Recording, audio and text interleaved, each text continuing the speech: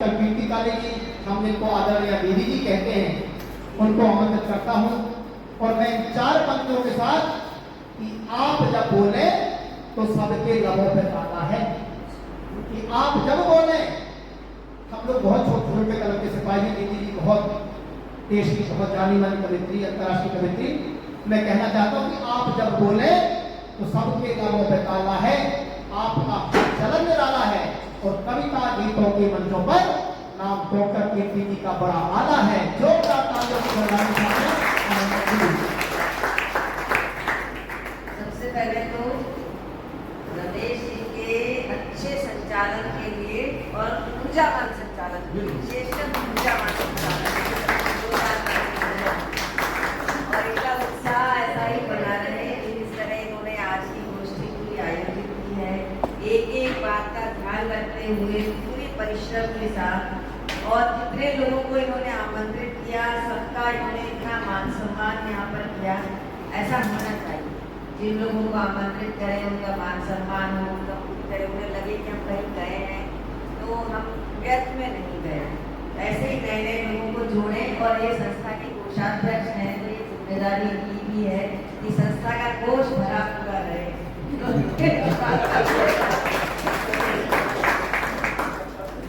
बहुत अच्छी गोष्ठी रही। और आज ये इस परिसर में जो ये पूरा परिसर ही सीखने सिखाने का परिसर है, तो यहाँ का तो वातावरण भी इसी तरह का है। मैं बहुत बहुत धन्यवाद देना चाहूँगी आपको कि आपने इस परिसर में ये कार्यक्रम करवाया और आगे भी इसी तरह से आपका सहयोग मिलता रहेगा। हिंदी माह के अंतर्गत ये कार्यक्रम है, तो मैं भी अपना एक हिंदी भाषा का गीत सुनाती हूँ। ये 2 पंक्तियाँ तो आपने आज़ादी से सुनी थी, आगे कि पूरब पश्चिम उत्तर दक्षिण सुबह दोपहर शाम करें, पूरब पश्चिम उत्तर दक्षिण सुबह दोपहर शाम करें, हिंदी में बोले बतियाए, हिंदी में ही काम करें, हिंदी में बोले बतियाए, हिंदी में ही काम करें, तुलसी सुर कबीर जाए सीधी आंगन में खेली है, मीरा और महादेव की हिंदी सखी सहेली है, घनानंद केशव भूषण ने इसका रूप संवारा है, खुसरो और नजीर ने हिंदी का लावण्य निखारा है, पंत प्रसाद निराला के सपनों को ललित ललाम करे, हिंदी में बोले बतियाए। सबको बोलना है, तभी तो कोई शायरी